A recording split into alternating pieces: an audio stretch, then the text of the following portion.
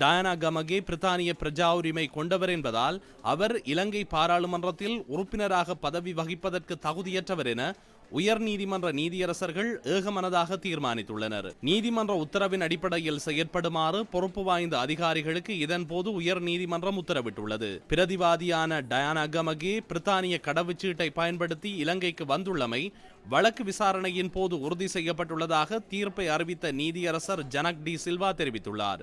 தாமொரு இலங்கை பிரஜை என்பதை நீதிமன்றத்தில் நிரூபிப்பதற்கு அவர் தவறியுள்ளதாகவும் நீதியரசர் கூறியுள்ளார். அரசியலமைப்பின் 89வது சரத்தின் அடிப்படையில் இலங்கை பிரஜா உரிமை அல்லாத ஒருவர் இலங்கை பாராளுமன்றத்தில் உறுப்பினராக செயற்படுவது அரசியலமைப்பிற்கு முரணானது என உயர் நீதிமன்றம் தீர்மானித்துள்ளது. இதற்கமைய டயானா கமகே தொடர்ந்தும் பாராளுமன்ற உறுப்பினராக செயற்படுவதற்கு தகுதியற்றவர் என தெரிவித்து எழுத்தாணை பிறப்பிக்கப்பட்டுள்ளது. மனுதாரரான ஓஷல லக்மால் ஹேரத் சார்பில் சட்டத்தரணி ஹஃபீஸ் ஃபாரிஸ் ஆஜரானதுடன் டயானா கமகே சார்பில் ஜனாதிபதி சட்டத்தரணி ஷவீந்திர பெர்னாண்டோ முன்னிலையாகியிருந்தார். ஐக்கிய மக்கள் சக்தி சார்பில் ஜனாதிபதி சட்டத்தரணி ஃபர்மான் ஹாசிம் உயர் நீதிமன்றத்தில் ஆஜரானார்.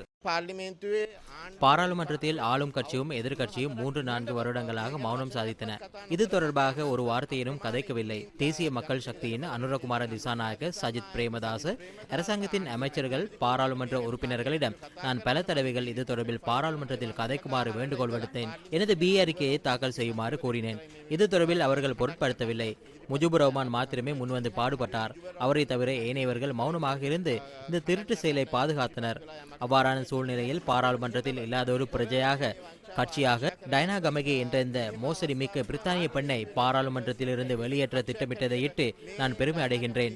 இது இலங்கை மக்களுக்கு கிடைத்த வெற்றியாக நான் கருதுகின்றேன்.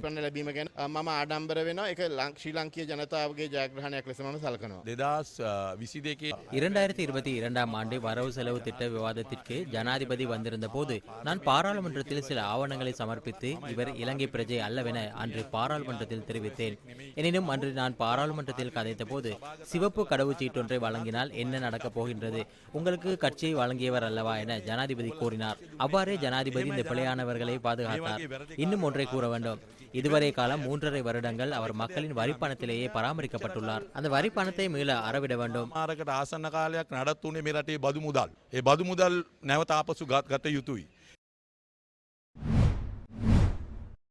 இதேவேளை டயானா கமகே தொடர்பாக பாராளுமன்றத்திலும் இன்று கருத்துக்கள் தெரிவிக்கப்பட்டன. அவர்களை நியமித்த அவர்களை தேசிய பட்டியல் மூலம் நியமித்த பாராளுமன்ற உறுப்பினரின் பதவியை ரத்து செய்யப்பட்டுள்ளது. அதற்கு ஐக்கிய மக்கள் சக்தியை பொறுப்பு கூற வேண்டும். டயானா கமகேவுக்கு அமைச்சு பதவிகளை வழங்கியது யார்? ஏன் குழப்பம் அடைகின்றீர்கள்? உயர்நீதிமன்றம் ஒரு தீர்ப்பை வழங்கியுள்ள நிலையில் அதற்கு நாம் சவால் விடுக்கப் போவதில்லை. இங்கு பிரச்சனை உள்ளது. அவருக்கு பிரஜா உரிமை இல்லை என கூறியே பாராளுமன்ற ஆசனம் ரத்து செய்யப்பட்டுள்ளது. இங்குள்ள அநேகமான பாராளுமன்ற உறுப்பினர்களுக்கு கட்சியையும் அந்த கட்சியை பதிவு செய்து கையொப்பமிட்டு அவரே வழங்கியுள்ளார். அப்படியாயின் தற்போது ஒரு பிரச்சனை எழுகின்றது. ஐக்கிய மக்கள் சக்தி உண்மையிலேயே சட்டபூர்வமான செல்லுபடியாகும் கட்சியா என்ற கேள்வி எழுகின்றது. அவர் வேட்பு மனுக்களில் கையொப்பமிட்டாரா என்பது எனக்கு தெரியாது. பாராளுமன்ற உறுப்பினர் திஸ்ஸ அத்தநாயக்க அவர்களே, வேட்பு மனுக்களில் கையொப்பமிட்டிருந்தால் மீண்டும் ஒரு முறை சிந்திக்க நேரிடும். உங்களது அநேக பாராளுமன்ற உறுப்பினர்கள் நாம் உணவு உண்ணும் இடத்திலும் இது தொடர்பாக கதைத்து குழப்பம் அடைந்துள்ளனர். எனினும் தற்போது அது மாற்றப்பட்டுள்ளது. ஆகவே அது தொடர்பு படாது. காரணம் நாம் இங்கு விவாதித்து பலனில்லை. நீதிமன்றத்திற்கு சென்று எமது கட்சி பிரஜை அல்லாத ஒருவரிடமிருந்து பெறப்பட்டது என கூற நேரிடும். அப்படியாயின் எவ்வாறு வேட்பு மனுக்களில் கையொப்பமிட்டார்? அதனை ஆராய நேரிடும் அல்லவா? நீங்கள் தயாராகியிருங்கள். தற்போது சிறந்த சட்டத்தரணிகள் குழு ஒன்றை பிடித்துக் கொள்ளுங்கள். எமது பக்கத்தில் இருந்து உங்களது பக்கத்திற்கு வந்துள்ள சட்டத்தரணிகளிடம் ஆலோசனை பெற வேண்டாம். அவர்களிடம் ஆலோசனை பெற்றால் நீங்கள் எங்கு செல்ல நேரிடுமோ என்பது எனக்கு தெரியாது. தயவு செய்து அரசியலமைப்பை பாருங்கள். கட்சி செயலாளர் ஒருவருக்கு இரட்டை பிரஜா உரிமை தொடர்பில் பிரச்சனை வராது. கழிவகற்றும் பவுசருக்கு பதிலாக ஐக்கிய மக்கள் சக்தியை பிரதிநிதித்துவப்படுத்த கவச வாகனம் ஒன்றோ விரைவில் பாராளுமன்றத்திற்கு வரும். அந்த கவச வாகனமே முஜிபுர் ரஹ்மான்.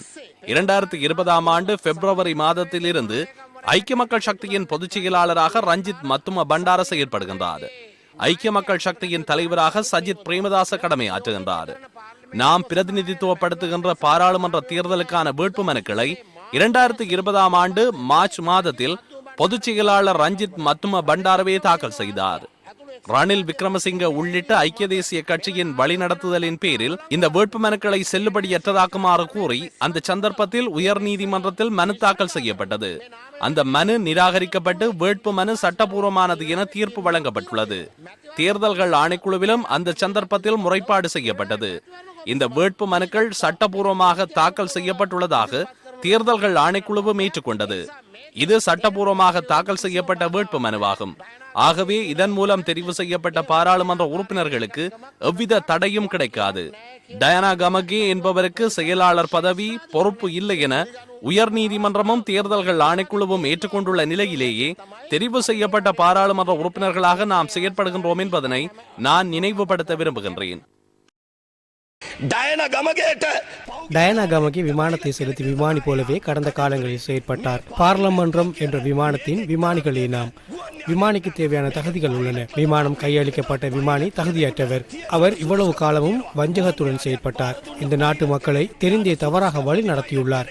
நீதிமன்றத்தை தவறாக வழி நடத்தியுள்ளார். அவரின் பாராளுமன்ற உறுப்புரிமை வரிதாக்குவது மாத்திரமன்றி அவரை இவ்வாறான சிறப்பு நிலையில் நடத்தக்கூடாது.